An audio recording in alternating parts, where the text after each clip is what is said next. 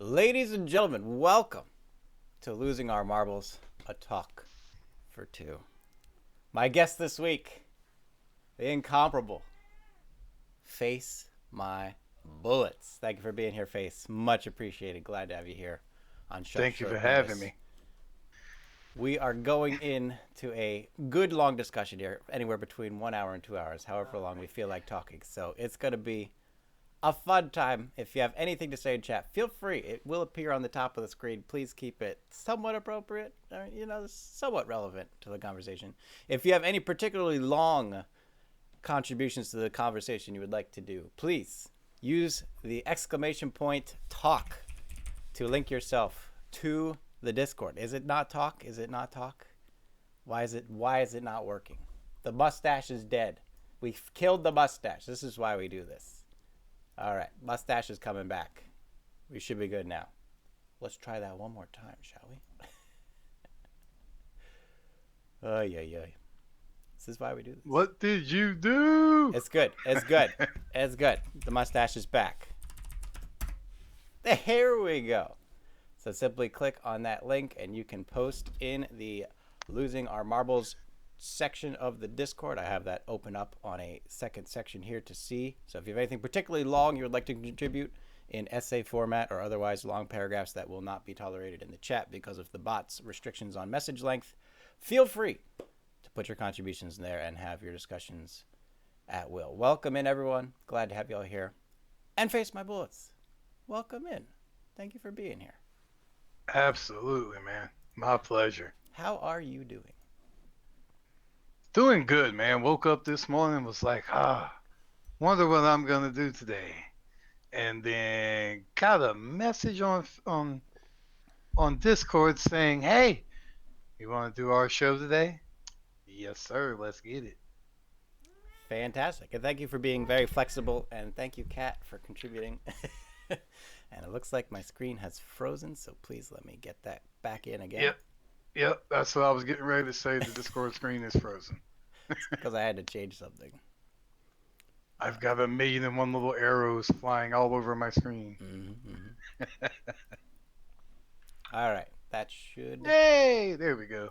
do it there. Good? All right. Stable? Yeah, buddy. Yeah, yeah, All yeah. right. Well, I would like to open up with a fun question, somewhat related to your streaming and all that. And if something does go wrong, please let me know, and I will get you right back in. How do you maintain your balance with your audience? There is this delicate dance I've seen you do between not giving a shit but also keeping everyone in line. And I feel like part of that may come from being a dad. I feel like part of that may come from being someone in an authoritative position for your livelihood. But what is that balance as you would describe it, and how do you maintain it? By not maintaining it. I have some really, really great moderators that are in my stream, and they allow me to not really care what happens in chat. They know what my standards are as far as things that can and can't be said. They know as far as what topics can be brought up and what can't be brought up. And I just go with it from there. It's really just a show and tell. They give me things to play on, and I play off of it. If it needs to be a cool, calm, collected conversation, then it is. If it needs to be more upbeat, well, they're in the wrong place because I am a very relaxed, laid back person. I try not to let too much get to me. It seems like a very good network of people to have at your disposal for sure. Um, Yeah, I've several of my people are in here right now. I can see it in Monty chat. is actually one of my longtime friends, and he's my lead moderator, and he is my iron fist. If somebody comes in and acts out of bounds, he takes care of the problem. Excellent, excellent. I guess that actually ties into another question that I had that I wanted to ask you, just out of Okay. fanciful curiosity, because this is you're gonna find out very quickly that the questions I'm gonna be asking in these kinds of shows are, um, they're very provocative. When I was young, in grade school, I was a troublemaker, and then in college, I was described as an instigator, and now I'm described as a provocateur. But I don't really think I've changed at all. I think it's just the perception of my I guess you could call it adulthood or experience or whatever the case may be has caused people to think that the mischief I'm getting in has purpose behind it now, but I don't think it ever has. It's just how my mind works. Um, so here's a question, fully loaded and ready to go on the topic of organizing hierarchies. If you could structure your own religion, what would it be and how would you do it? My own Your religion? own religion. It could be about anything. It could be, it could just be a bunch of stamp collectors praising stamps on a piece of paper. It could be extraterrestrials, divvying out justice from world to world. If you could have any religion in any structure, what would it be and how would it function? Uh, on a very small side note, yes, Pixie, that is my baby Yoda. My daughter bought me a poster, and he is our moderator He's today. keeping the peace between the two of us so we don't go at each other's throats. um, I am in a very firm belief that if everyone just showed a little bit of kindness to their fellow person, man, woman, child, does not matter. If you see someone that is in need, that you should step up if you have the means yourself to help them in any means necessary. Meaning, if you see a woman and a child at a grocery store and they don't have the money to pay for all the food that they have there at the grocery store, but you do, help them, pay it forward. That is something that I am very big into. That is my official branding of everything I do is paying it forward.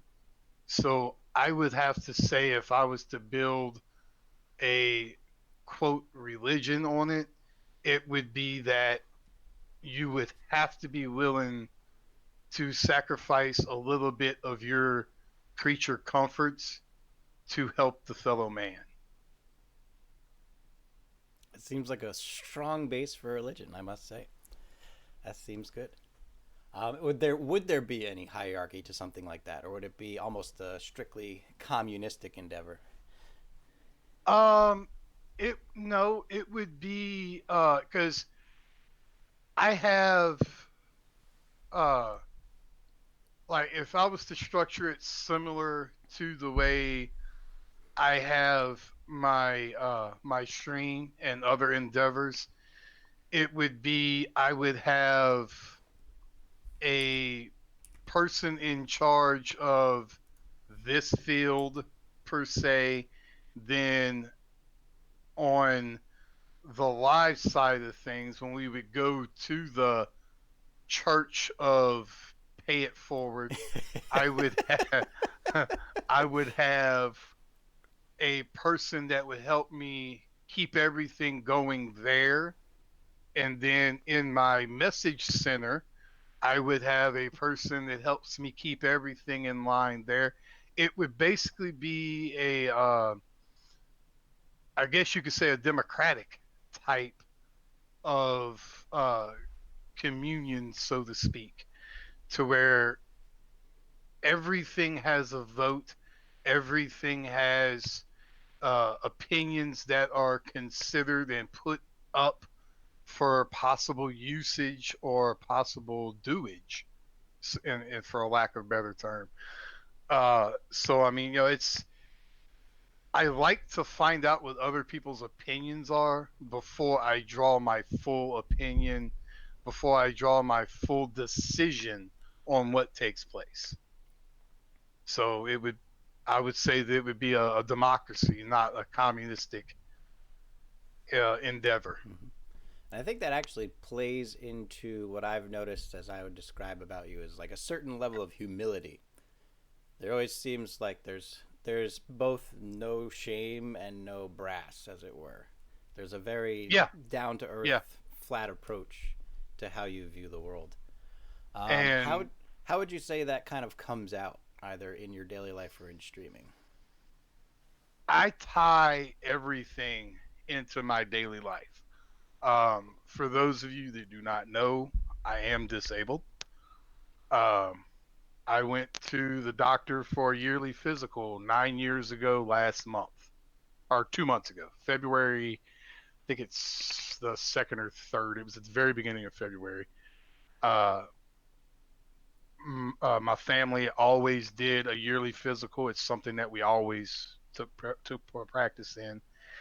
And I went to the doctor for my yearly, and she looked at me and she said, I'm really sorry to have to tell you this." She said, "You've been coming to me for many, many years. You've always been in great health. You're a big guy, but for a big guy, you've always been in remarkable health. But if you go back to work, there is no maybe about it. You will lose the ability to walk." And I have 3 kids, so that really hit me hard, because it's like my oldest is my daughter.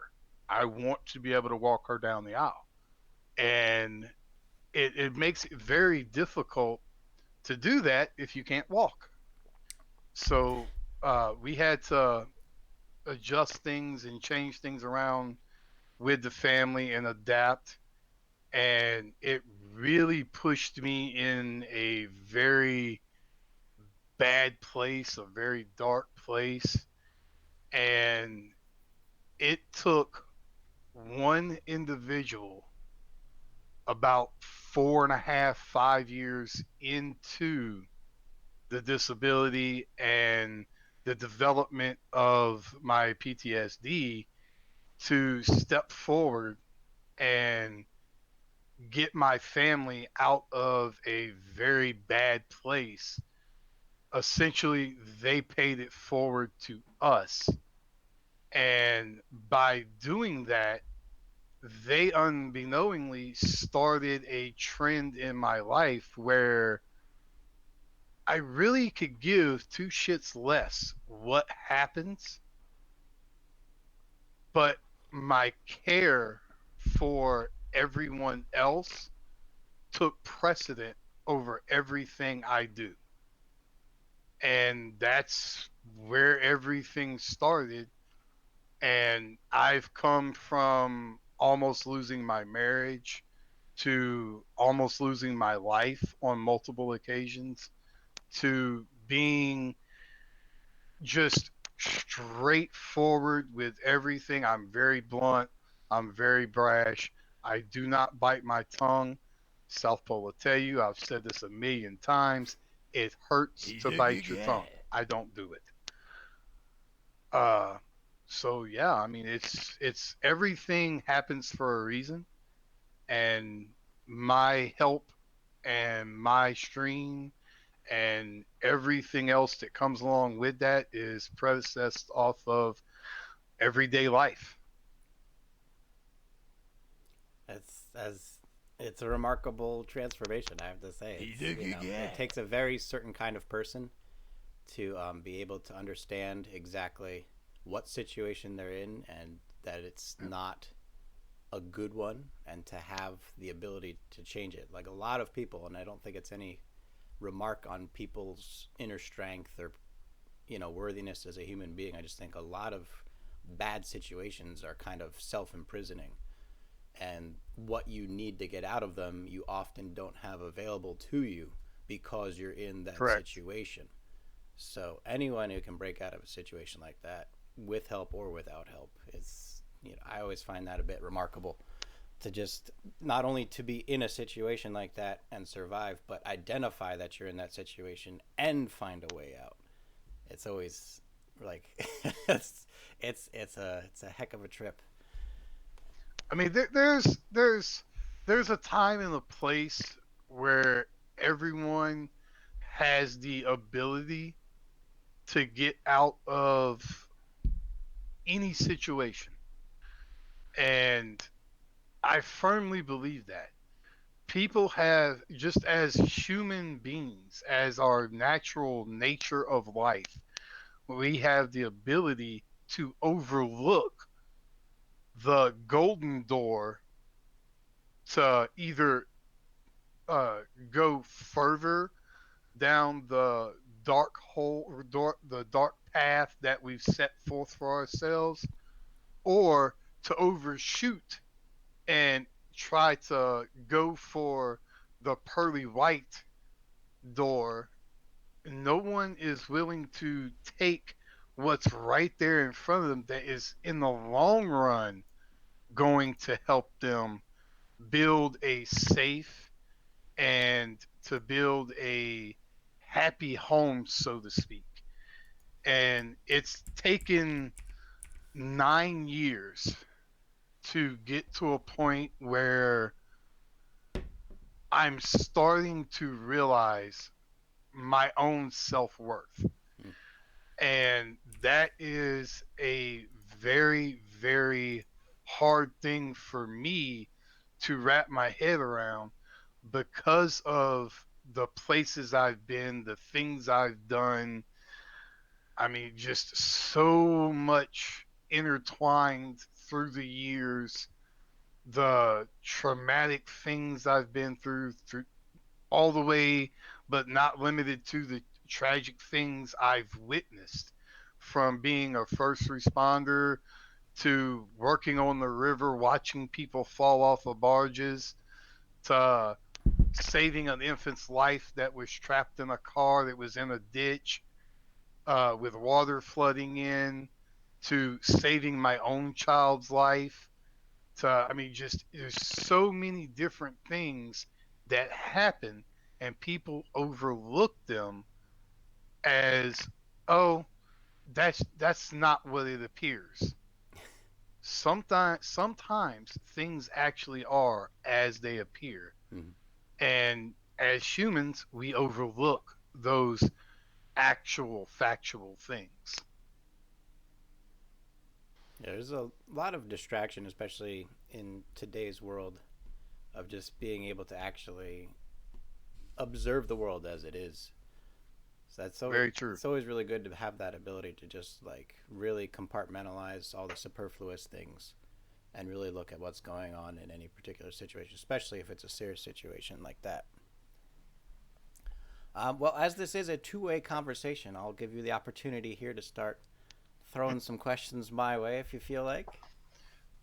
Um, the one question that has really, really set with me for probably since the day I stumbled upon your stream. How is it that you came about to be a track builder? How did I become a track builder? And I I don't think know if I the don't know if I became a track builder, but I'm definitely a track builder.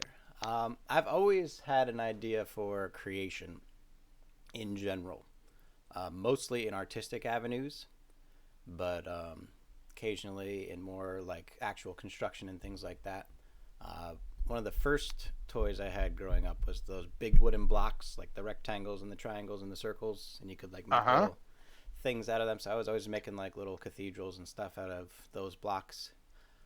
Did a lot with Legos and Connects, and I can't remember the word. I think it was kinetics or something like that. It was those plastic Yep, globes, the and they had connect. gears in them, and you could make these little machines. Yep, the connect. The Connect, yeah. So I've always been toying around with stuff like that, and so um, in a digital realm, I think there's a bit more freedom of expression that you don't get in a physical realm because everything you build in the physical realm has to work or it won't exist. Whereas in the digital realm, I can just kind of throw something in there and just have it, hovering in space. And I can, it's almost how it works in the mind when you're trying to three dimensionally problem solve. And it looks like we're frozen here. Sorry about that.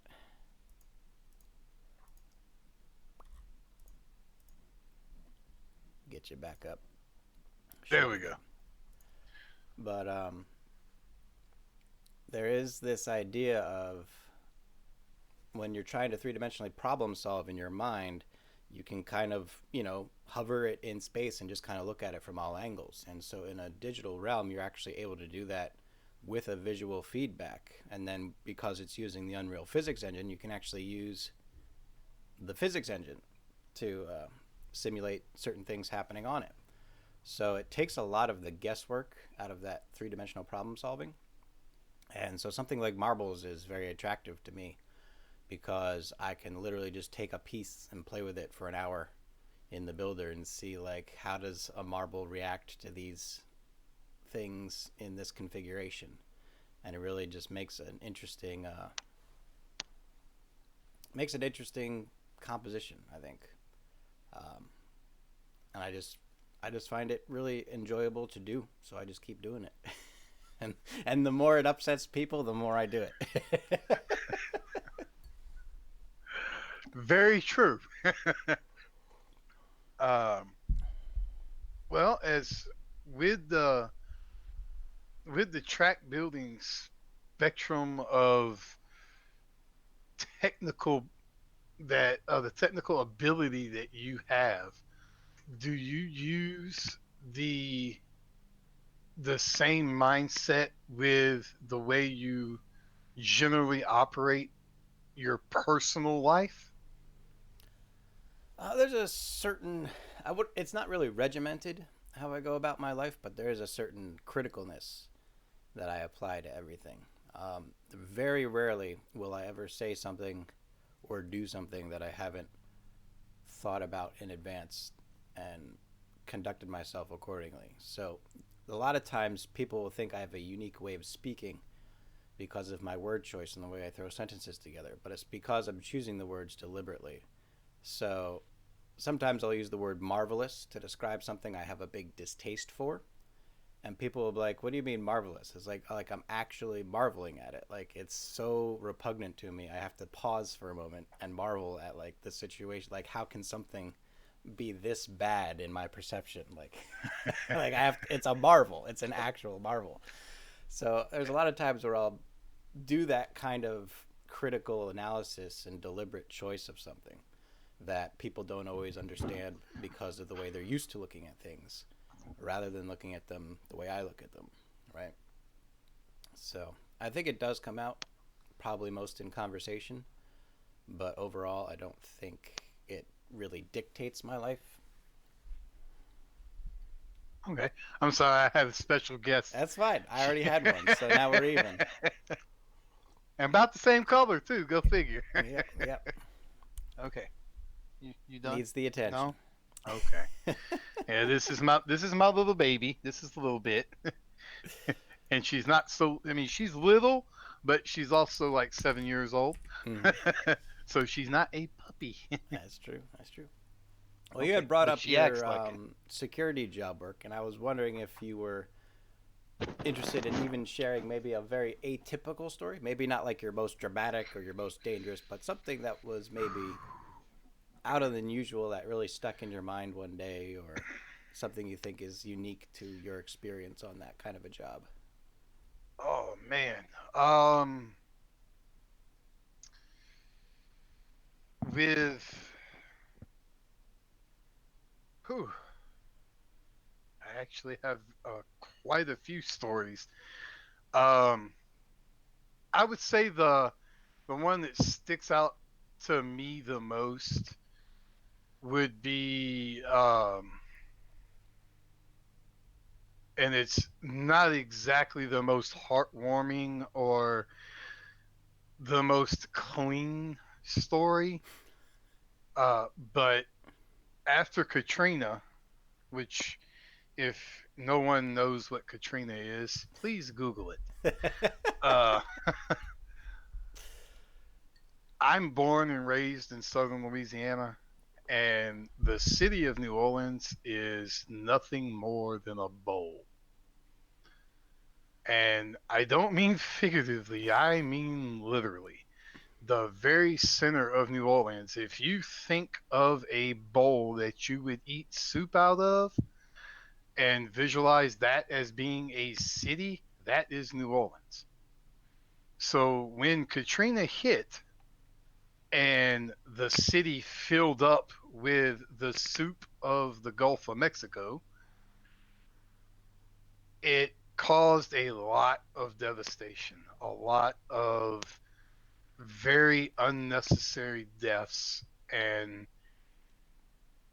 at that particular moment in time, I was doing some minor first responder work on what we around here call the North Shore, which is north of Lake Pontchartrain, which is north of New Orleans. And I got a phone call from a very, very good friend of mine in the security world asking me if I'd be interested to come and do some federal security work. And I quite naturally I said yes because it really intrigued me because I was going to be one of the very first people to be down in the city after the hurricane. And there are so many things I remember about that particular time frame of being down there for 6 straight months of 12 to 18-hour shifts working in the city with either hip waders on or being in a flatbed boat going around checking houses, going around to the state and local government offices with state and local government officials, taking documents out, taking mainframes out that we went across several unsavory things.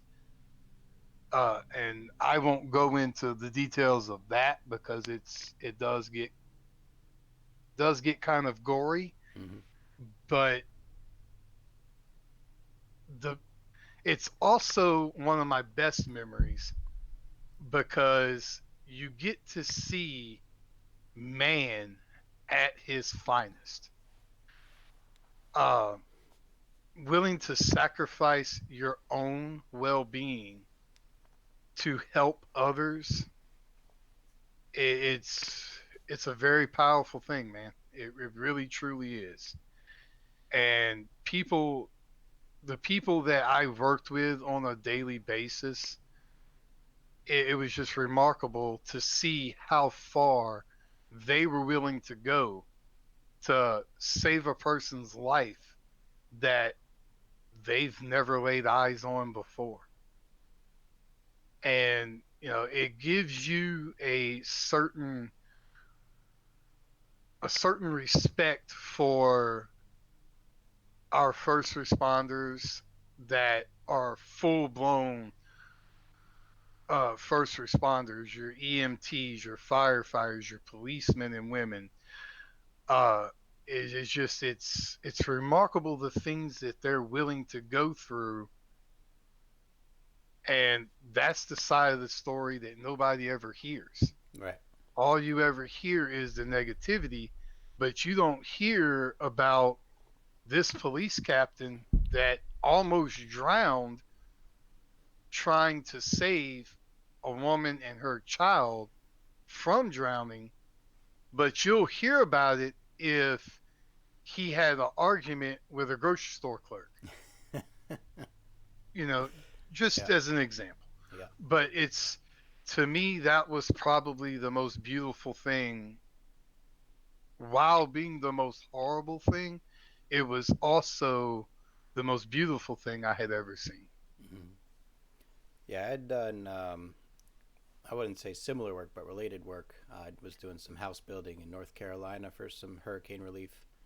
And that's more after the fact, like a couple years Hmm. down the road, some areas that still hadn't recovered and just needed, someone to come by and help out getting everything back to normal. And it's a very strange physical place. Um, the area I was in basically had just 3 feet of mud. There was no grass, there was no bushes. It was just whatever trees still survived, and just 3 feet of mud. And so we had, in order to rebuild, you have to dig pylons through the 3 feet of mud and then down into the ground and then into the stable foundation. And then Hmm. you have to build the whole house on stilts essentially, because if you get another hurricane, you don't want the house to just get destroyed again. Oh yeah. So, the physical environment was very inhospitable, but um, in both directions, both the people that were being helped and the people that were there helping, it's all just positivity. There's no avarice, there's no grudges, there's no disagreement. It's just everyone is there to help everyone. And it's a really good side of humanity for everyone to witness at least once in their life, I would say. If that can't teach you humility, nothing will. I mean, and I say that with jest because if I will give one example, and I I don't want anyone to really feel horrible, so I won't go into too much detail. But the one thing that really touched me more than anything, and it's probably one of the most emotional times that you could have in your life, is finding a deceased person. Hmm. Um, Within the first week alone, they had a party of people. I'm wanting to say with my regiment that went in first, there were 27 of us that went in first. And we were all on boats because there was no other way to get in. None, Mm-hmm. period. Uh, Even all the way up 2.5 miles north of Lake Pontchartrain, which is where I lived, we actually lost our home and everything to deal with it. We were on boats 2 miles north of Lake Pontchartrain. Mm-hmm. And if you're unfamiliar with the way Louisiana landscape is, think of your boot, literally, and draw a circle on where the top part of your foot would be in the boot. That's Lake Pontchartrain. New Orleans would be the sole of the boot, and where we were to start would be the very top of the boot. We had to get on boats and go straight down through the boot all the way to New Orleans. And once we got there, this is the bad part. They put us on what was called rollover detail. Mm-hmm.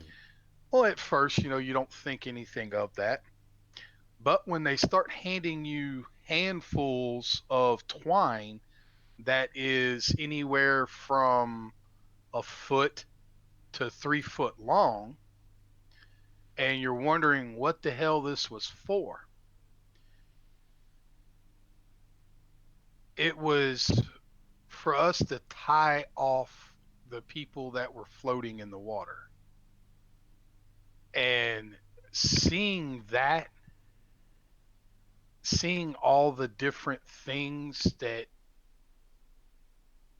came from that, it gives you a hard look at how valuable life is, Mm-hmm.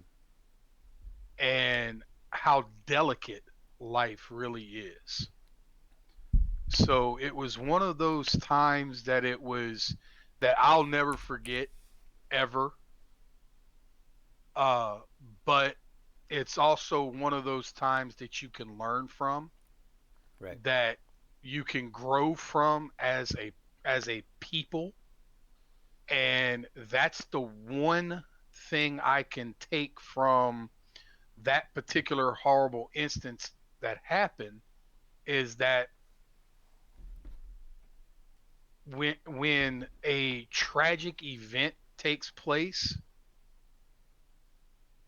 we're just as strong as people as we've ever been. People just need to learn how to show it. Mm. And I am one of the rare people that really learned from this experience, and I was able to come out of it a much stronger willed, a much stronger personality than before any of this happened. Right. So, it's that's probably my best and worst story all in the same time. Yeah, it was a crazy time when it was happening, and I don't think a lot of people realize, like, several years after the fact, it wasn't much better. Like, it was It's a still very, not. yeah, it's just, it's amazing Yeah, how quickly something can change and how long it can take to get back to yeah, normal. yeah. I mean, here it is. Let's see. Katrina was in 2005. Hmm. It's 15 years later, and there are still areas today that are not even remotely back. And in some instances, it's a good thing. Right. Uh, but in more bad than good, it's still not a sound infrastructure to where you could say, oh, it's worth going visit just to see. They still have houses with all the markings and everything still on it, Hmm. like the day it happened. Yeah. So I mean, it's sad because in one instance you get to see the grandeur of humanity, and then in the same vision that you're looking at, you also get to see the patheticness of the way things are handled. Yeah. So it's kind of a catch 22. Ooh, And Discord just froze up again. Oh no, there it we're goes. good. We're good. All right. But I lost your volume. lost my volume. Uh oh. No, Hold on a sec. I lost.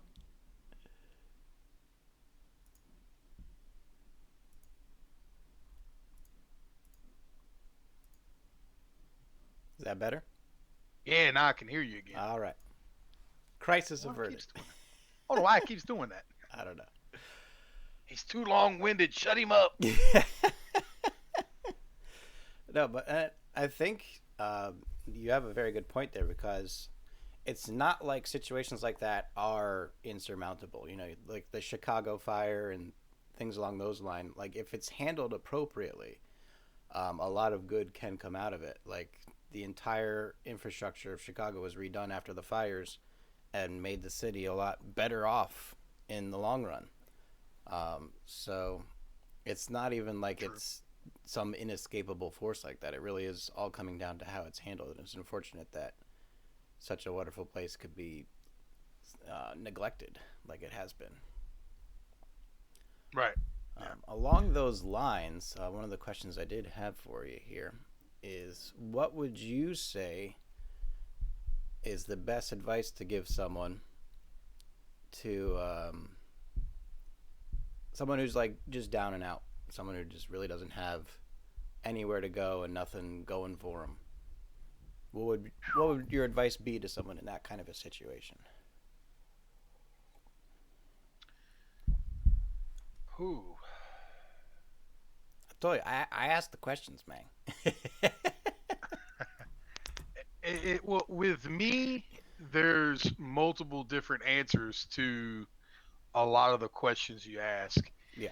and this particular one, it's a tough one because it hits home for me, Mm. I majorly. Um,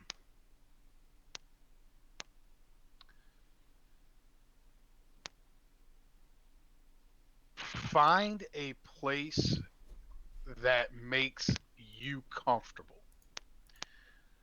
Uh, find a place where you don't feel like all the eyes of the world are staring at you, and bring in one person that you would risk your life for. And the reason why I say that is that person that you're willing to sacrifice your own life for is also going to be that person that will bluntly tell you what you need to hear. It may not be what you want to hear at that moment, but it will be things that you need to hear. And as a father, I get oh, I need this all the time. Mm-hmm.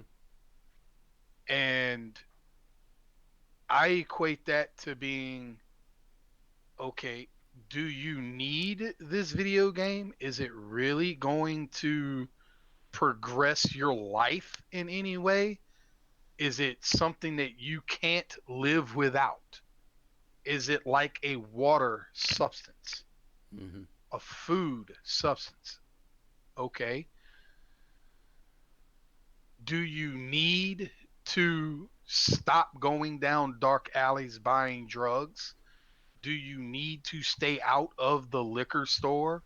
Mm-hmm. Do you need to start going to friends and families' houses? Do you need to start finding a better group of friends? It's all in what what a person's life is going through.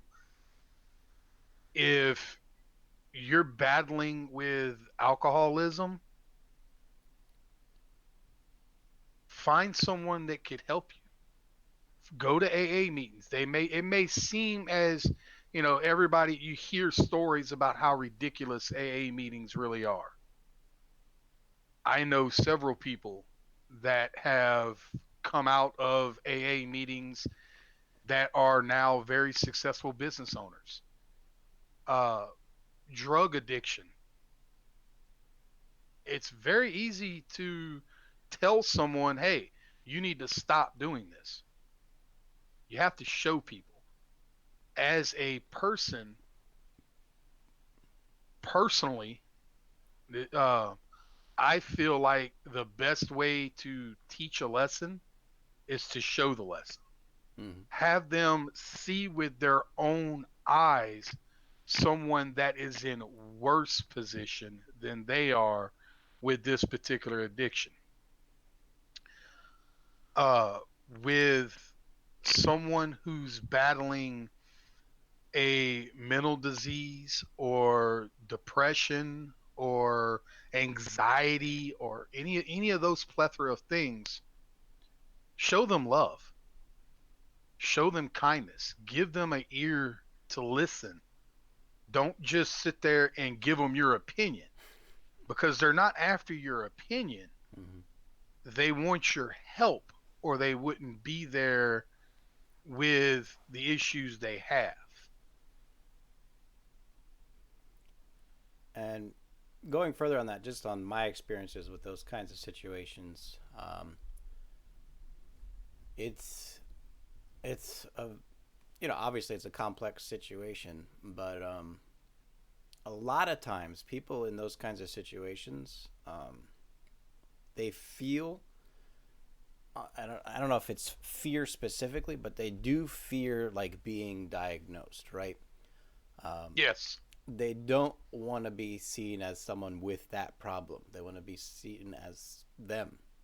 And yes, there is a problem, but that it's not them.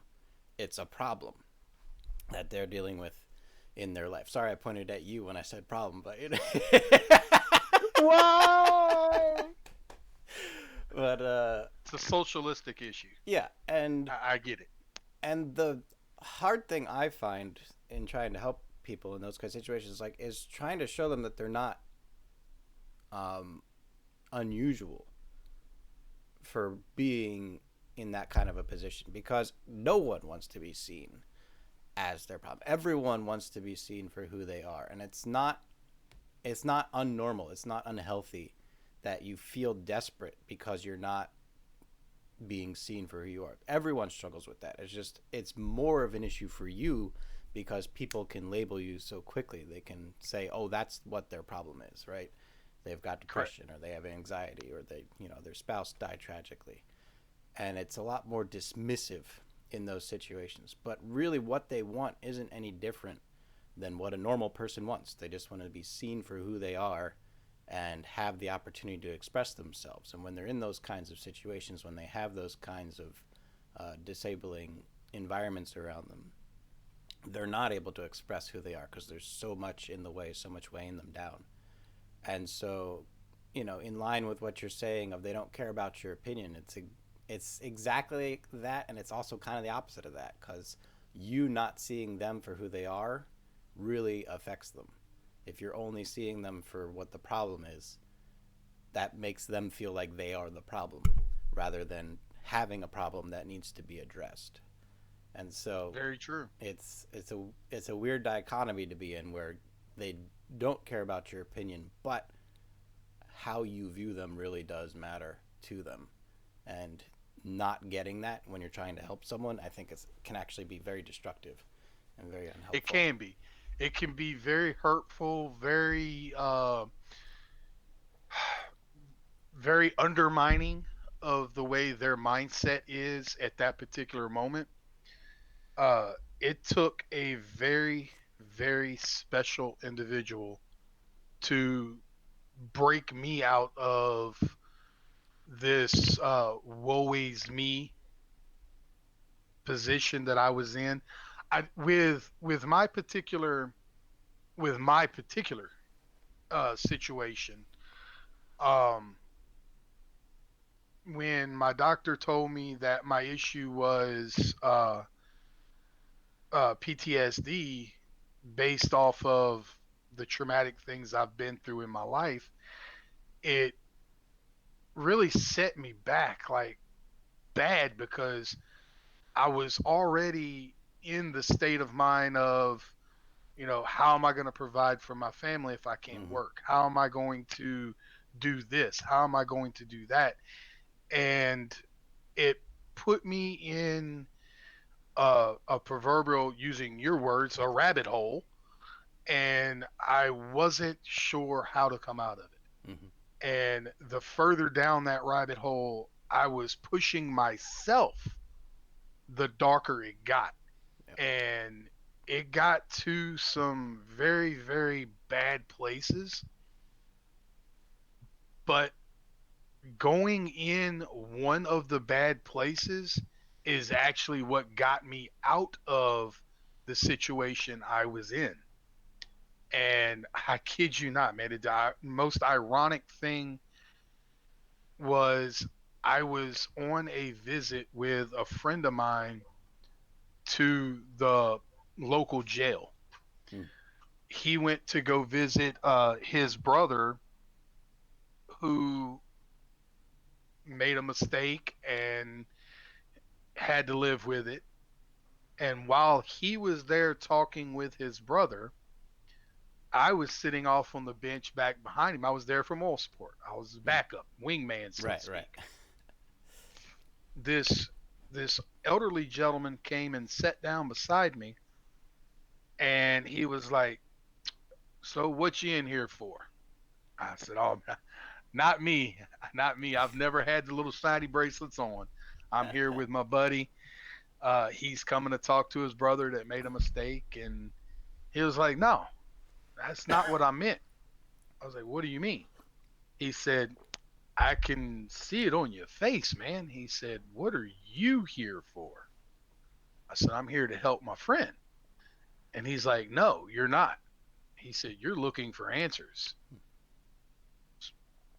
What do you mean? And as the conversation progressed, he started just basically unraveling everything that I had been completely twisted and just baffled with. Mm. And this guy I had never laid eyes on in my life. And he told me the best advice I had ever gotten in my life. You have to learn self worth. You have to believe you're worth living, that you have to have a moment in time where you believe you're worth helping. Mm-hmm. Because if you don't get to that point, you will never come out of whatever you're in, because you're not going to listen to anything that anybody has to say. Yep. And it's it's like you say, the proverbial rabbit hole that people fall into, that a lot of times they're looking for help but don't know where to look. Mm-hmm. Or even worse, don't want to ask for help. Yeah, ashamed. Yeah. And you should never, and this, and I say this with the utmost respect for anyone in chat, never be ashamed of who you are, where you are, what you're doing, or how you're living. As long as you are living your best you, don't listen to any of the BS going around you. If you feel like you need to talk to someone, talk to them. Hey, I need your opinion on something, or can you please give me a little advice, or can you sit down with me just for a minute? I'm having a really bad day and I need somebody to talk to. Mm-hmm. Do it. Take 5 minutes out of your day, or 20 minutes, or 30 minutes, an hour, whatever, however long it takes. Pay attention to somebody. You might actually save that person's life. Mm-hmm. And if you feel like there isn't anyone that you can do that with, then that might also be part of your problem. Maybe you just need to go out and find someone new, random stranger or someone who goes to the same functions as you do or someone you talk to online occasionally and just try to build a relationship up from scratch. You never know what's going to come out. And you could literally just start a conversation with someone and it could turn into an amazing friendship and you could build it on this Correct. wonderful foundation. You never know. So there's really just it hopefully doesn't get to the point of desperation. But if you are at a point of desperation, then just try to talk to someone. Does it like if you can't find someone who you can trust to talk to someone you don't know, and just see if something comes out of it. If you honestly have nothing to lose, then just go for it, right? You know, and I'm sitting here, I'm listening, I'm talking, and I'm trying to half-ass read chat. Uh, and it's I don't hide behind it. I am dyslexic, so a lot of things, it's kind of hard for me to read at times. But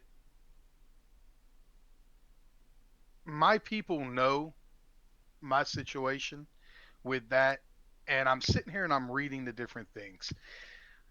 Um, And kind of the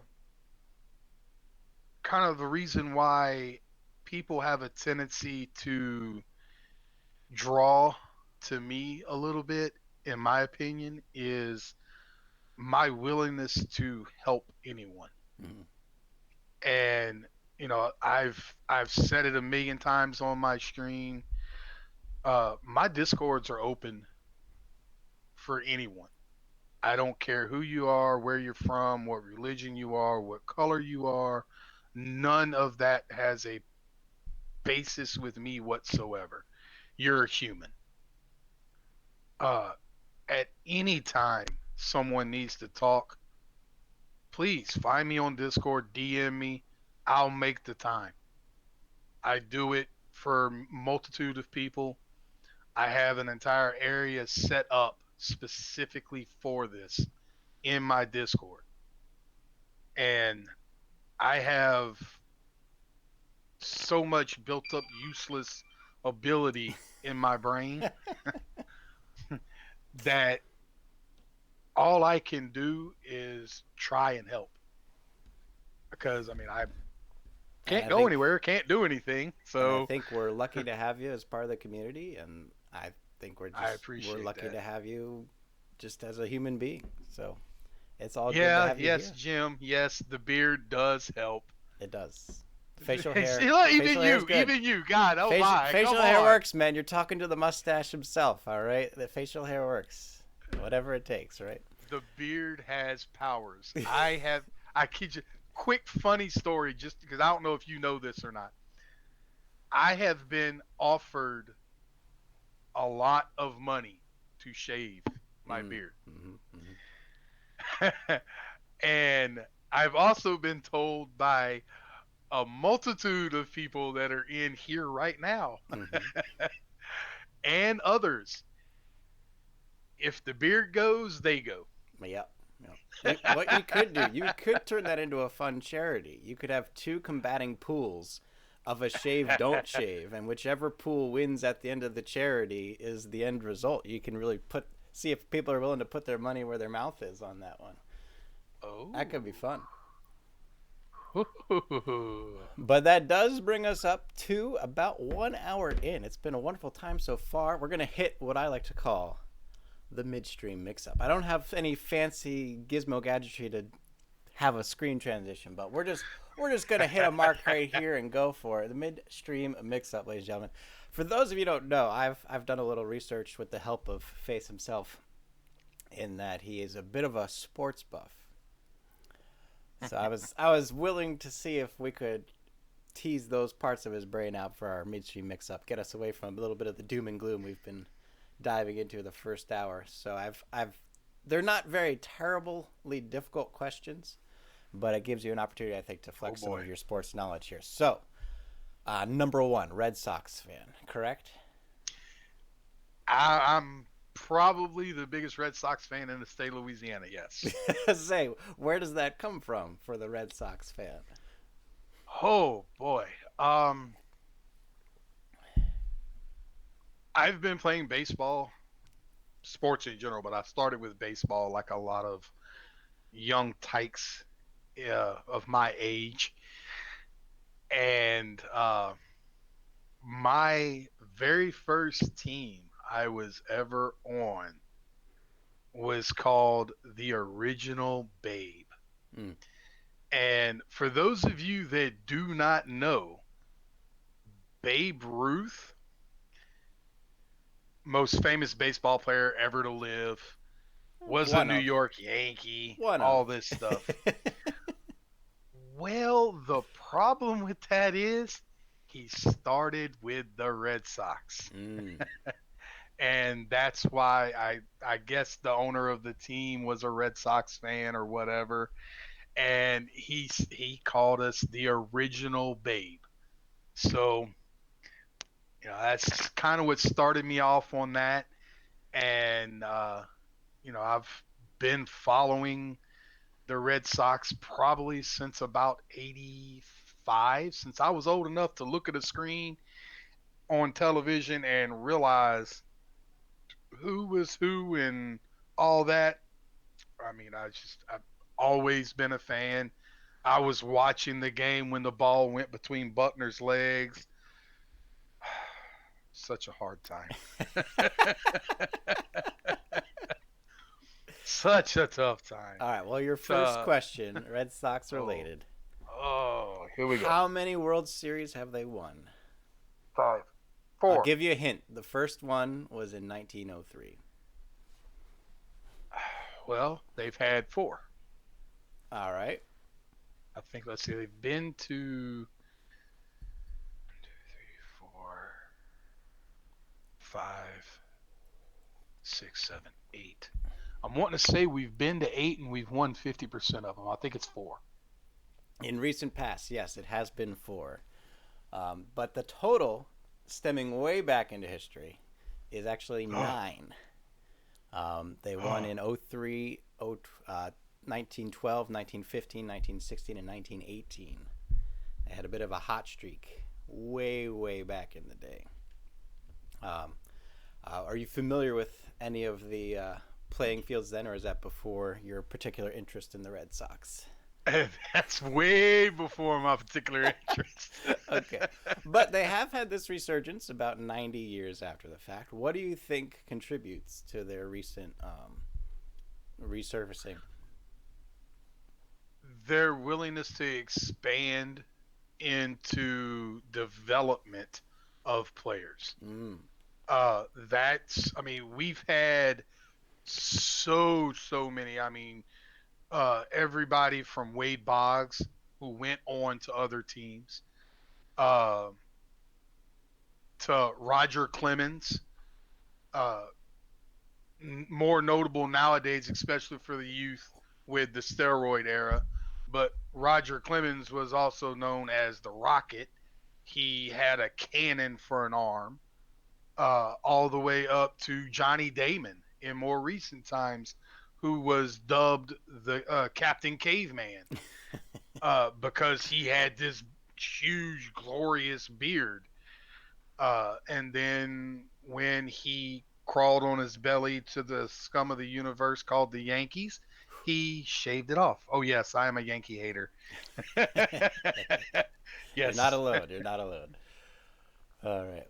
Well, that's always good. LSU football, is that another one of your particular fun areas of interest?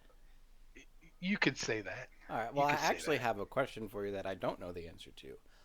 In Oh, researching them just briefly, there's a classification of claimed and unclaimed division titles. Do you know the definitions of those kinds of things? claimed and unclaimed. Yeah. Um,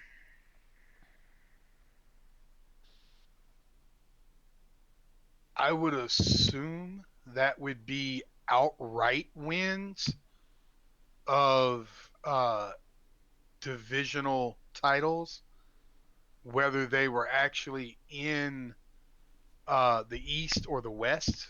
Mm, Because you have the SEC East and the SEC West, mm-hmm. so I would assume that would be how many times they've won the the SEC West versus how many times they've won the SEC Conference Championship. I'm That not makes sense. sure, Right. Yeah. but that would be the most real logical answer to me. And they recently did well, did they not? Yeah, you could say that. Oh, going back to the same question, what do you think was their success for last year's victory? Coach O, All hands in the down, coaching. Coach O. He is a very underrated and very unappreciated Mm, football coach. He had a couple of stints with some other schools that he definitely did show success. When he was with USC, they went 6-2 because he was a intermission coach, mm-hmm. so to speak. They brought him in because they fired their coach, and he ended up finishing out the season 6-2. And they were talks of bringing him on as head coach, Mm-hmm. but that was the key word is talks people in California could not understand him. Right. So they didn't hire him. So he came back closer to home. And because he is as you can tell, he is a definite born and raised coon ass from southern Louisiana, much like myself. Uh, but he Definitely an went unbiased to opinion. definitely unbiased, definitely 100%. Uh, he went to Old Miss, and once again, he did quite well. Mm. Uh, I'm wanting to say he took over as the coach there and did. I'm wanting to say it was something around 7-3, 7-2, and they brought him on for one more year, and he didn't do so hot. He had a lot of seniors that had graduated on him, and he had a lot of younglings Mm. there that he was trying to develop, and they didn't give him enough time. Well, they cut him, and he set out a year of coaching. And when he came to LSU, it was just a match made in heaven because with him being born and raised right here, he was able to put forth all the effort you could muster as a proud person of your state. And he did. He developed a hell of a backfield. He developed one of the best defenses by bringing in a great defensive minded coach. He went in and stole an NFL offensive coordinator and brought him in and helped us develop our offense even more so than what we already were. Uh, he took a quarterback that nobody wanted and made him a Heisman Trophy winner. I mean, you can't ask much more out of a coach than to bring in a 3-year reserve quarterback that had been riding the pine, a team that was struggling to making them to bringing them back to the prominence of a national championship and having the second ever Heisman come out of that. So, Coach O. Yeah, it's hard to argue with a record like that, for sure. All right, well, that ends it for the midstream mix-up. I think mission accomplished. We've scrambled the brains a little bit here. We're going to head into the second half, and it doesn't have to go for another full hour, but I'm going to let That's you right, South. Go Tigers. go Tigers. Spelt appropriately, I think. That's it. That's it. He knows. He knows. Southpole's actually one of my oldest friends, so he actually knows. All right.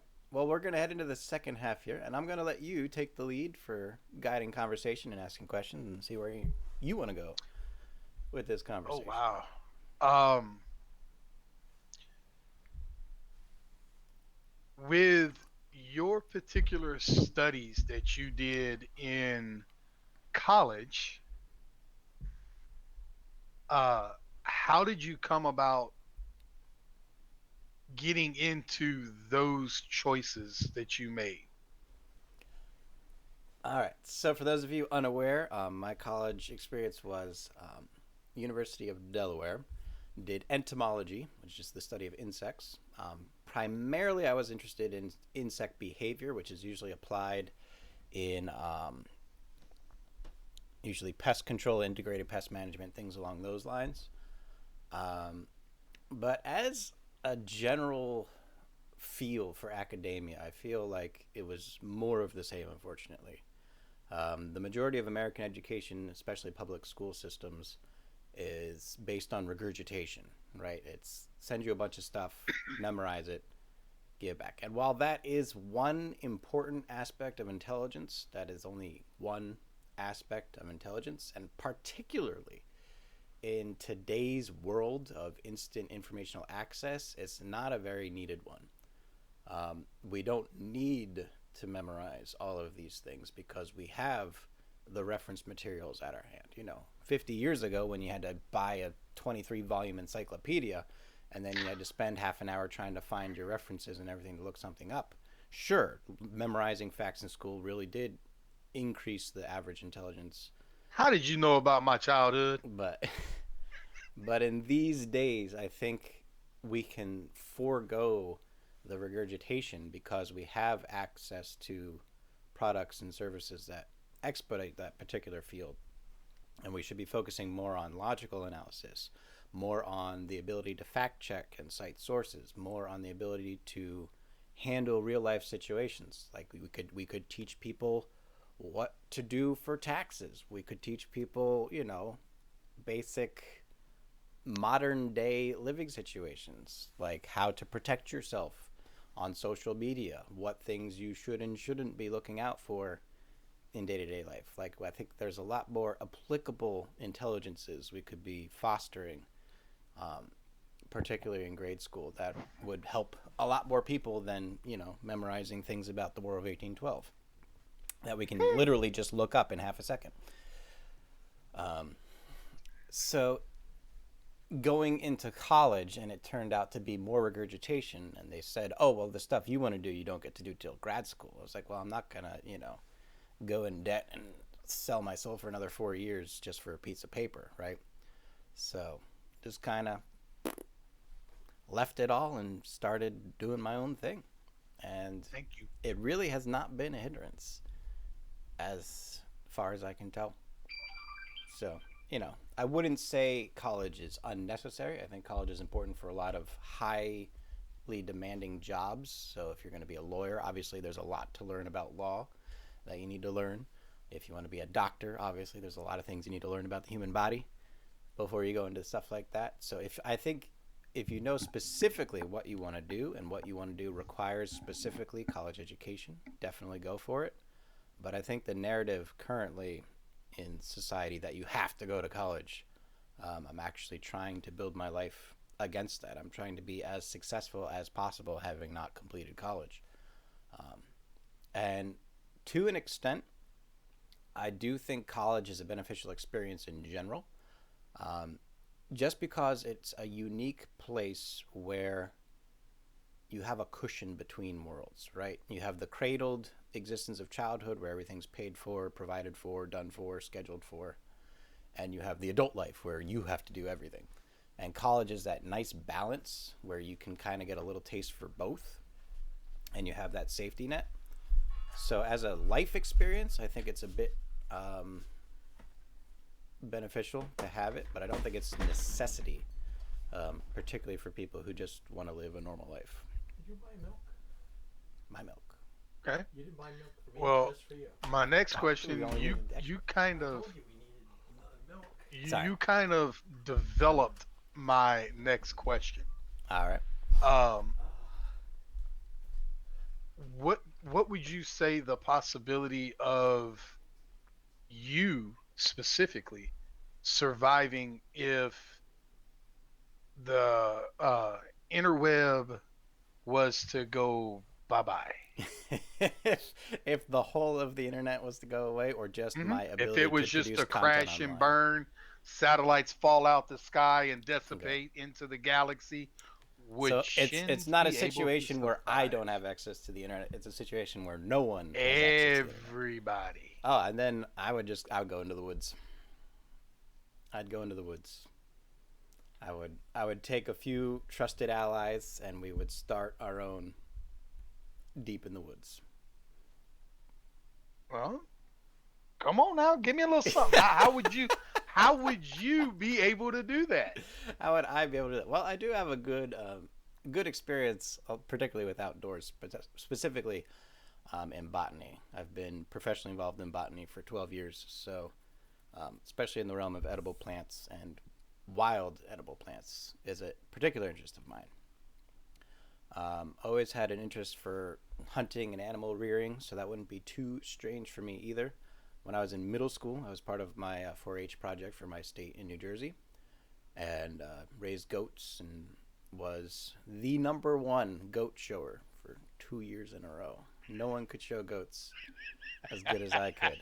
I did a pretty good job. I got the ribbons to prove it, baby. But yeah, and I'll watch videos of like real Survivor stuff. I'm not talking like Man versus Wild, but more Survivor Man. You know, Les Stroud more so than Bear Grylls. People who actually know and don't know, and even Les Stroud will tell you like he doesn't know. He consults with local Survivor specialists before any of the things he does. He doesn't go in thinking he knows what he's going to do or has a plan that's going to work. He finds someone from the area that knows the area and asks them, you know, what they think should be done. So, me knowing the Appalachians pretty well, having lived in them for the majority of my life, I think I'd be very comfortable in them. All right. All right. Well, I'll turn my next question to a little bit more of a lively conversation Sure. that I know is just going to enlighten you so Oh much. boy. Where did you develop the innate ability to tell stories and to captivate people's interest so well with the manner in which you tell the story? Okay. Well, that's an interesting question. Um, I'm assuming most initially you're referencing to story time during tilting, which Yes. really is just a means of filling time. But I am flattered to hear that you're actually captivated during those moments and not just passing time as we get to the higher levels in tilting. Um, when I was growing up, I listened to public radio, just like Squidward. But Prairie Home Companion was always a fun thing to listen to. And one of the things they tried to bring attention to the public life was that this art of storytelling was dying, particularly in the third millennium that we exist in, because everything's becoming visual, everything's becoming presentable. And to one extent, it makes sense for auditory storytelling to be going the wayside. But on the other way, you have these weird things like, Audible is incredibly successful. And that's literally audio storytelling, right? Yes, it's structured in the form of a book, but people would rather listen to those in certain situations than watch a movie or a TV show on a very similar plot line. And you have to wonder what is it about that makes it unique. And I think that was part of why it has been dying is because it was initially, thousands of years ago, it was the only preservation of history. There wasn't a, robust writing system that could archive, and you didn't have this industry where you could have printed books and copying of letters and things like that to spread amongst a bunch of people. And so the only way to keep things alive was to tell stories. And obviously, if it's a boring story, no one's going to want to hear it, and that story is going to die. So the need to present these stories in a captivating way was essential for the preservation of knowledge. But nowadays, the preservation of knowledge is no longer storytelling. In fact, eyewitness, scientifically speaking, is one of the worst preservations of knowledge because your memories change over time. In heated moments, you have a skewed perception of things, and your ability to recall those things is compromised. So maintaining the same old way of telling a story, I don't think applies. But where I do think storytelling still has a role in this day and age um, is to emphasize the unique attributes of storytelling, particularly on Twitch for me. Because it's live, I have the audience feedback, which, back in the day would have been the same thing. You're huddled around the campfire, and as you're telling the story, you're getting the live feedback from your audience. So being able to utilize Twitch chat as kind of that audience feedback helps, develop the stories in a healthy way. And there's things you can do with a story that you can't do with a movie, right? Um, in a movie, you wouldn't want to pause and then give a 20-minute documentary about something and then unpause the movie to try to build in backstory, right? You have to thread it into the narrative seamlessly or people are just going to feel like it's boring exposition. But with a story, you can tell a story inside of a story because people are trying to take what they're hearing from you and build in their minds that world. And so they can compartmentalize that world and build another microcosm to put into that world. And when they do that in their own minds, it enriches it for them because their mind's filling in the details. So the trick to telling a good story is giving ideas to fulfill and nurture those microcosms. And sorry, my screen froze again. Just saw that. We'll get it back up. There we go. So it's not just telling the story in details, but knowing what details people will fill in automatically. Like you don't have to go in depth for a full paragraph on what color a tree was, right? But you could quickly describe that it was a mountain scene with trees all different colors of the rainbow. And then people are going to fill that in. You don't have to go into any more detail than that. But there's other areas where you do need a lot of detail. And this is where I think a lot of movies fail. You can't capture what a character is feeling. You can't capture the thought process in a character easily. You could do, like the voiceover synthesis or whatever. It always comes out a little hackneyed if you ask me. So being able to tell a story through the eyes of each character gives people this unique flexibility to jump into different characters and jump into different worlds, or even just have one world that they're viewing from different characters' perspectives. And that's something I think is where my storytelling can really kind of get people captivated, is that I give people these little windows to jump into as they see fit of here's a situation, here's one character and their perspective and take on it, and here's another character and their perspective and take on it. And I think that gets people to kind of dabble in their own minds and play with it themselves as the story is unfolding. And that helps them stay involved and stay invested in the story, because I'm not doing all the work for them like a movie does, where you just sit there and you take it all in. You're actively building it in your mind, and I'm helping facilitate that process. Okay. Um, hmm. What is it, if I may ask, that you think is a good structure in my storytelling that makes you enjoy them? The way you tell them, it's you personally get so entranced in the story itself. It's as if you're trying to live the story as you're telling it, and it just it goes to the story you told that is a 100% true story about oh shoot, what was it? It Lord was Timothy Dexter. that's it. Man, I told my wife about you telling that story, and she was like, I've never heard of him. Mm-hmm. So she Googled it and she was like, well, what was he saying? And I told her some of the story, and she was like, well, it's right here, exactly what he said. And I was like, well, was there a book? And she was like, well, kind of looks like a child wrote it, but yeah, there was, which is what you had said. And I was like, well, okay. It just intrigues me the manner in which, or the effort in which you put forth with the story time.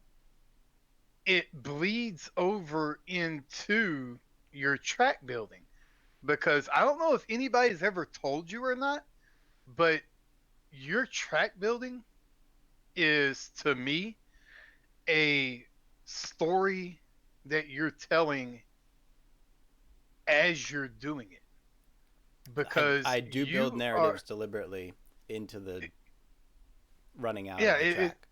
right. It's as if you're I'm putting this piece here to see. No, I'll say it this way.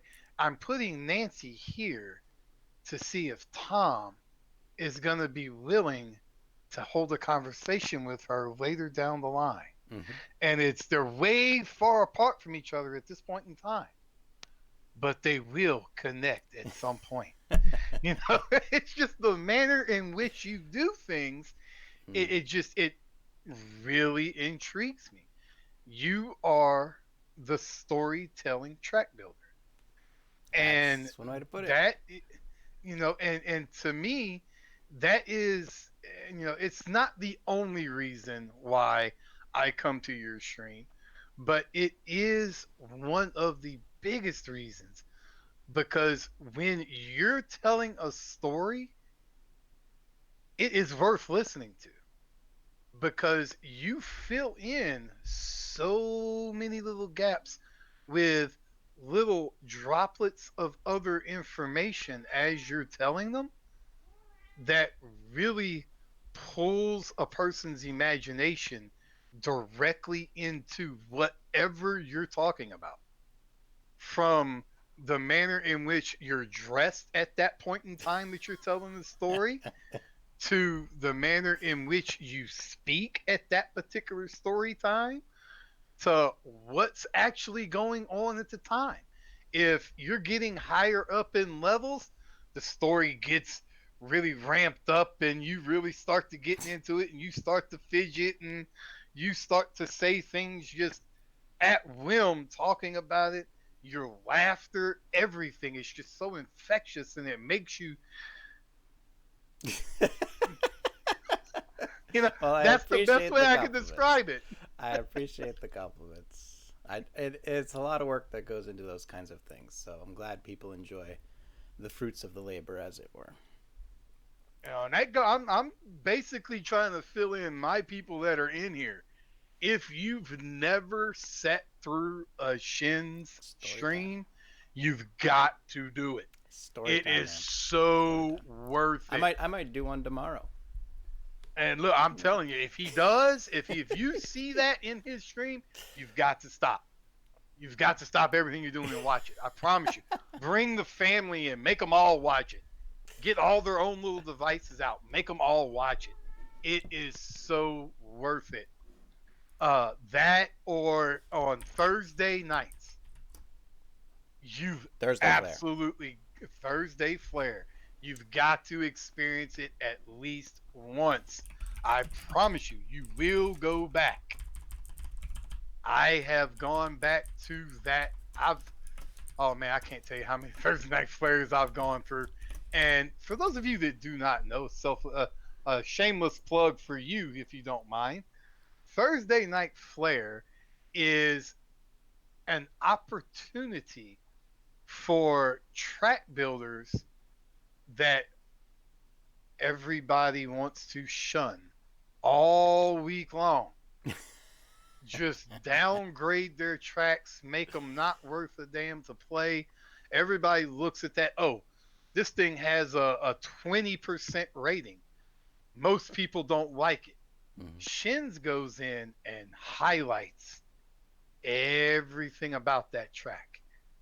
And it is so much fun because he brings in his good friend. Say Louisiana Jones. What a coincidence. And that conveniently brings the conversation to another question I had. Um, Oh boy. well, I want to make sure I get the terminology correct. Cajun Okay. or Creole? Okay. I specifically am Cajun. The difference between the two is Creole is a hybrid mixed breed of African American and French Mm-hmm. natives to Louisiana. And that's where you get your really, really um, high yellow skinned African American Creole people. And then you have your Cajuns, or as I said earlier, and I say this with all the affection in the world to all my brethrens out there, We are in Louisiana. We don't refer to ourselves as Cajun, Creole. Hmm. We are all coonasses. And I do not know where that came from, but I can remember hearing my 87-year-old grandmother refer to herself as a coonass. And her and my grandfather moved to southern Louisiana in 1934. So many, many moons have come and gone that this woman, who originally was born and raised in Arkansas, moved down here as a small adult and grew her life in southern Louisiana and entrenched herself in everything about it. So the differences are subtle, but they're there. Hmm. I could see that. I So, could see that. Well, I actually had one little quick game I wanted to play since we're oh on it. I'm boy. going to drag some stuff over your screen. Hopefully, you can see it. Oh, gumbo. But here we go. All right. So we're going to say what would you say it is or is not Cajun, and how would you rate it? So here's number one. Is this picture? Oh, that's What definitely Cajun. It definitely doesn't have. Cajun. It does not originate in southern Louisiana, Okay.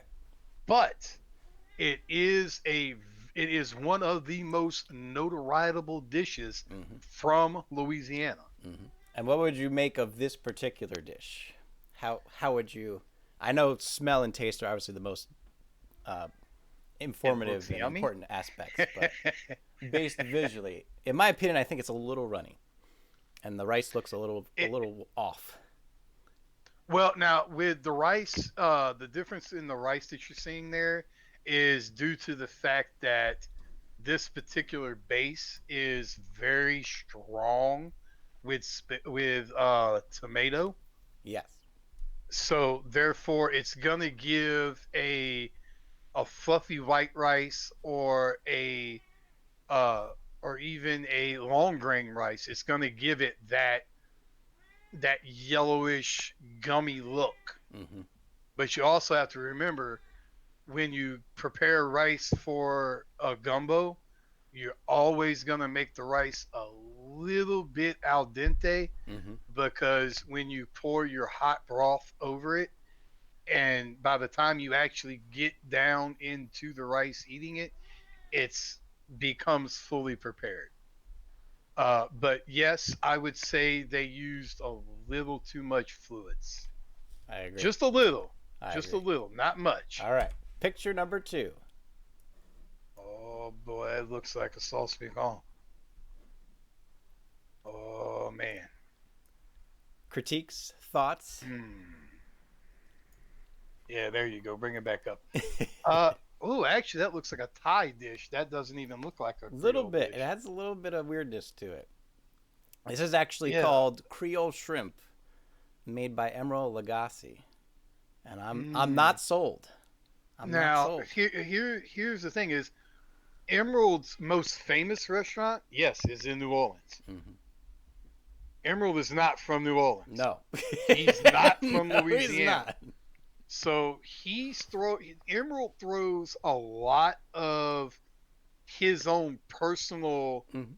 bam, as he puts it, Yep. into As everything.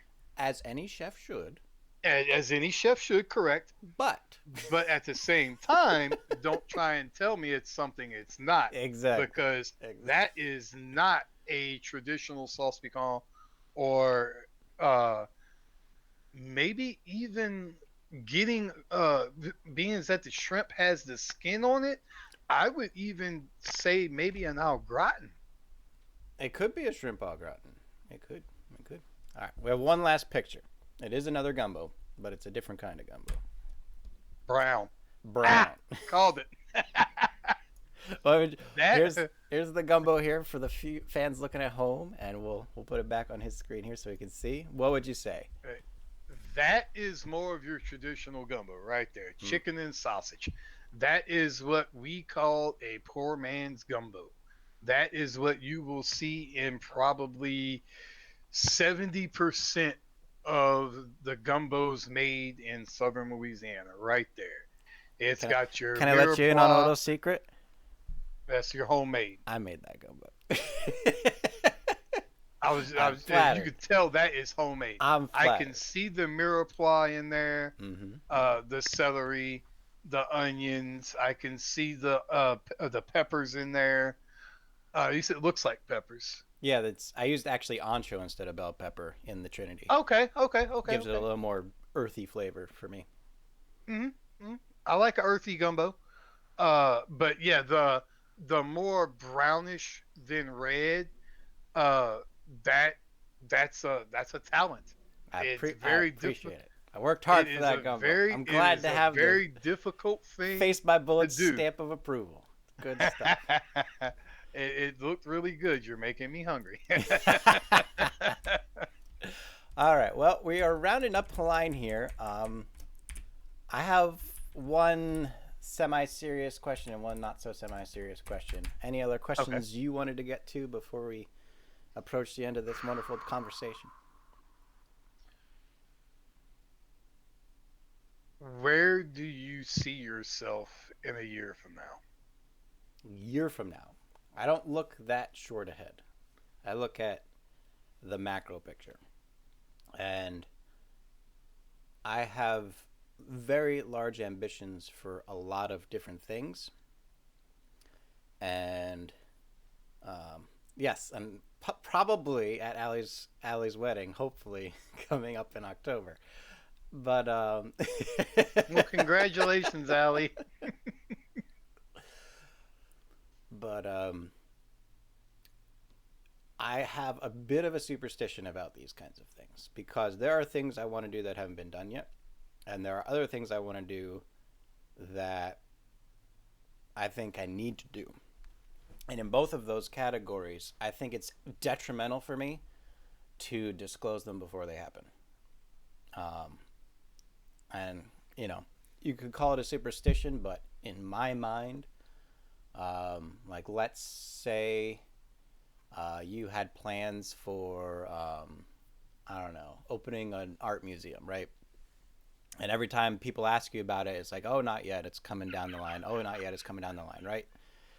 Um, it eventually just gets strained out because it's a good idea and everyone's interested in what you would do with it, but it's so far down the road that people just get tired of it before you even get there. And by the time you get there, so many people have given you these different conflicting ideas about what you should do with it that it's not even yours by the time you get there. So I have a bit of a secretive preservation of my ideas for the future. Um, but I would hope not looking just 1 year, but looking 5 to 10 years. By the time I'm 40, I hope to be a much more widely known person, um, at least in America, if not larger than that. That's pretty damn lofty. Yeah, it is, but one thing at a time, right? One thing at a That's time. it. That's it. All right. Well, I have. I, I'm gonna ask. Ooh. All right. I'll ask both I'm questions. looking. I'm looking at your second question Yeah. here, Like, and which one? I'm Which not one you want sure to if we take? want to. Which one you want to take? Number three or number 10? uh, I'm not sure if number 10 is a conversation we shouldn't have off stream because that could take. Good. That Whew, could be another 2 hours. We'll save that for part two. Yeah. All right. Well, let's go with number uh, three. Um, yeah. Give the people a brief history of your martial arts career, and then the question for those of you not knowing is, what is your favorite form of martial arts you have yet to learn? Um, for those that do not know and that are unaware, I have three black belts. I have a black belt in Taekwondo, which is basically your self defense, uh, warranting off your attacker. I have um, Judo, which is not a, it's using your attacker's strengths against them in a short answer. And Ishinru, which is predominantly known in the Middle East. It was developed by the Israeli Fight Force. Their uh, their their version of the Green Beret, the Navy SEALs, that is their special fighting team Hmm. for their military. And it developed into a martial arts many, many years ago. And a martial art does not necessarily mean that it was developed in an Asian environment, Right. which is what a lot of people portray it as. Hmm. Uh, Thanks to some of the most famous people out there, Bruce Lee being one of them. Hmm. Uh, but we're frozen again, by the way. Oh, I'll fix it. Um, with things that I have not yet learned, I would really love to complete my fourth training, which was jujitsu. Okay. Uh, that is a study of mixing um, wrestling with a form of martial arts that karate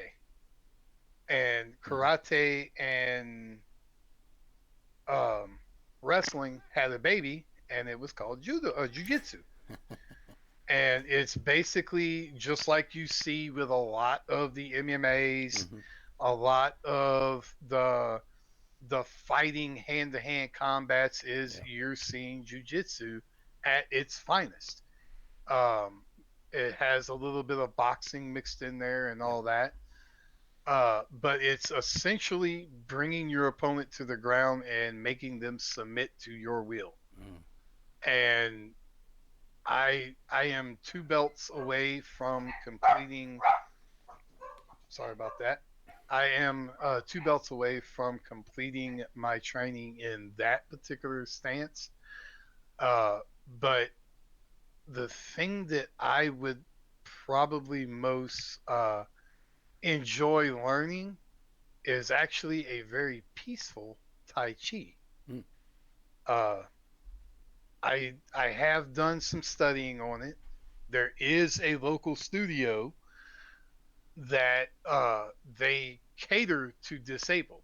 Oh, okay. So that is something that me and my wife have looked into, and It would probably it's contribute to your overall health as well too. It's good for correct. flexibility and blood flow and That's oh, the whole premise behind Tai Chi, and it's a very simplistic movement of form, and it's very intriguing to me for the simple fact that I do have this specialized hand-to-hand combat, but I don't know how to do the subtle movements, hmm, and I'm very intrigued in learning that.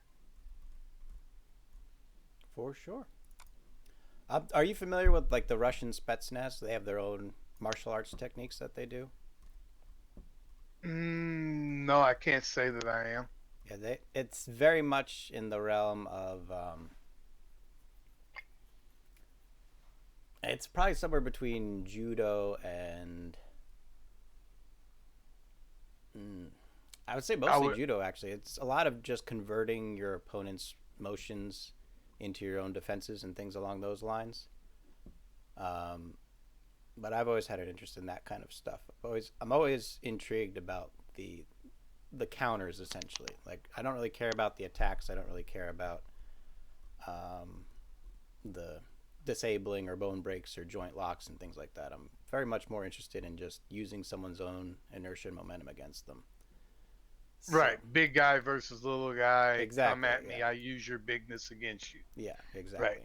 We're frozen again, and there Ah, is a question in chat from Go Teach. oh, Uh, no, my wife does not uh, Tai Chi would be the first thing that uh, that I got her into. My ironically enough, uh, where I live right now, I mean, I talk about it all the time. I grew up in the hood, and it's a very rough place. And my wife, we affectionately call her sheltered. My wife's mother was a deputy for 17 years, I believe. Mm. So my wife has what had never in her wildest imaginations thought she would ever see a drug of any kind outside of uh dare, where it's a little program they have in schools. If you're not familiar with it, it Hmm. teaches you Yeah. to say no to drugs. I think everybody in America is familiar with that one. Yeah. uh but her mom helped with that particular division of Mm. the police force for the last few years of her career. And my wife otherwise would not know anything about any dangers of life, period. My wife is an only child. uh she's also adopted. So, I mean, we've had our tidbits with all of that. Hmm. But as far as the self defense or anything like that, she's never had the need, because I've been in her life, she's been in my life for 25 years. We've been married for 20 years, and there ain't a man, woman, or child alive that's gonna tell my wife anything that doesn't go through me first. So she's pretty well protected. That's good. That's good. All right. Well, Does I mean, anybody else have a question? yeah. At this point, we've gotten to a full run of the first episode ever of the Losing Our Marbles talk. So thank you all for being here and joining in on the conversation. We will open to questions from the chat at this point in time, but we will be, as far as like the YouTube video is concerned, this will be the end. So thank you all for watching. Hope to see you next week. Anything you'd like to Thank say? you having thank you for having me out. It's been a pleasure. And next Hope we'll week be you able to have a have another tournament for conversation. marbles on stream. Uh, Actually, it is going to be the May 17th, which is a Sunday at 11 Central Standard Time, 12 Eastern. We are going to have me and Mr. Vioctic are going to have both of our at the same time. So it's going to be fun. Our Nice. very first official Marbles on Stream tournament. And on top of all that, with the tournament stats, uh, him and I are coming together with my pay it forward theme, Mm. and he is another one of the valued members of my misfit community, where he has a very similar belief as I do when it comes to paying it forward. So, as an added incentive to come out to the tournament, first place will take home $200 cash. Cash. $100 will go to second place. 300 or 50 will go to third place, and to not leave anyone out, 50th, 75th, and 100th place will also receive $50. That's a heck of a tournament. And it is not done yet, my friend. Woo. Not done yet. As an added incentive to stick around, and as a personal thank you from me to all of you,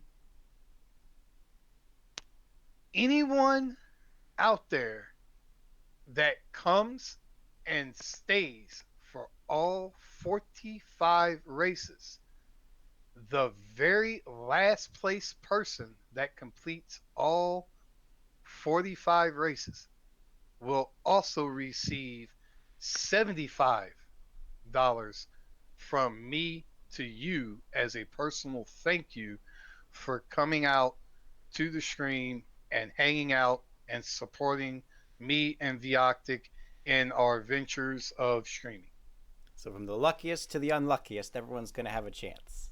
Every single person, you have a chance to either win marble stuff 1 through 15, and we will have the geometry trail for anyone who is interested, all the way down to the person that has the worst luck playing marbles in the world.